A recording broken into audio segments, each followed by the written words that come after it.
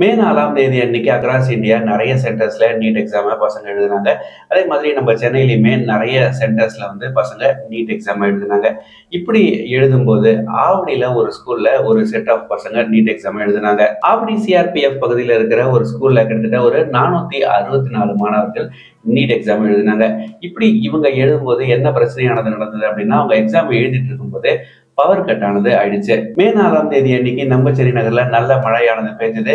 இந்த மழையின் காரணமாக அந்த பகுதியில ஆவடி பகுதியில பவர் கட் ஆனது ஏற்பட்டுச்சு.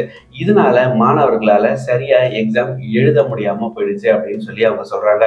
நல்ல மழை பெஞ்சிட்டு இருந்ததுனால ரொம்பவே இருட்டா இருந்தது. இன்னொரு பக்கம் மழை தண்ணியும் எங்களுடைய எக்ஸாம் ஹால்ல உள்ள வந்துட்டு இருந்தது. அதை தடுக்கிறதுக்காக டோரையும் மூடிட்டாங்க. அதனால வெளிச்சமே வரல. எங்களுக்கு ரொம்பவே இருட்டா இருந்தது. எங்களால எக்ஸாம ஃபோக்கஸ் பண்ணி எழுத முடியல அப்படின்ற மாதிரி அவங்க சொல்லியிருந்தாங்க. அதே மாதிரி எக்ஸாம் நடந்துட்டு இருக்கும்போது ரூம்குள்ள தண்ணி வந்த ஒரு காரணத்தினால ஒரு ரூம்ல இருந்து அவங்கள இன்னொரு ரூமுக்கு ஷிஃப்ட் பண்ணியிருக்காங்க. இதனால எங்களுக்கு வேல்யூபிளான டைம் போயிடுச்சு. எங்களால எக்ஸாம ஃபோக்கஸ் பண்ணி எழுத முடியல. இதனால நாங்க எதிர்பார்த்த மார்க் எங்களுக்கு கிடைக்காது அப்படின்ற மாதிரி அந்த ஸ்டூடெண்ட் சொல்லி வந்த ஒரு நிலையில மே 17ஆம் தேதி அன்னைக்கு நம்ம மெட்ராஸ் ஹைகோர்ட்ல ஒரு பெட்டிஷன் ஒன்று தாக்கல் செய்றாங்க. இதுல அவங்க என்ன சொல்றாங்க அப்படின்னா, எங்களால சரியா எக்ஸாம் எழுத முடியாத ஒரு காரணத்தினால நீட் எக்ஸாமுடைய ரிசல்ட்ஸை நீங்க ரிலீஸ் பண்ணக்கூடாது அப்படின்னு சொல்லி ஒரு பெட்டிஷன் ஒன்று போடுறாங்க. இந்த கேஸோடைய ஹியரிங் ஜூன் 3ஆம் தேதி அன்னைக்கு நம்ம மெட்ராஸ் ஹைகோர்ட்ல வந்தது. இப்படி வரும்போது என்டிஏ அதாவது நேஷனல் டெஸ்ட் ஏஜென்சி இவங்க தான் இந்த நீட் எக்ஸாம் நடத்துறாங்க. இவங்க என்ன சொல்லியிருந்தாங்க அப்படின்னா, மாணவர்கள் ஆல்மோஸ்ட் எல்லா கொஸ்டின்ஸுக்குமே ஆன்சர் பண்ணியிருக்காங்க.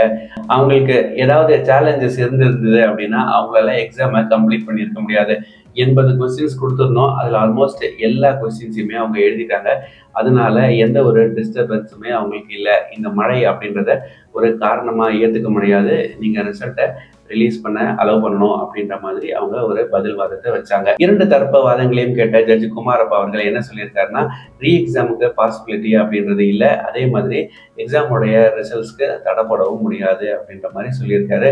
இதோடைய இறுதி தீர்ப்பு ஜூன் 6ஆம் தேதி அன்னைக்கு ரிலீஸ் ஆகுது. இந்த மாதிரி பிரச்சனைகள் நம்ம சென்னையில மட்டும் நடக்கிறது இல்லை, நிறைய ஊர்கள் நடக்குது. அதுவும் கொஞ்சம் பி கிரேட் சி கிரேட் சிட்டிஸ்ல எல்லாம் பார்த்தீங்க அப்படின்னா இந்த பிரச்சனையானது நிறையவே இருக்கு.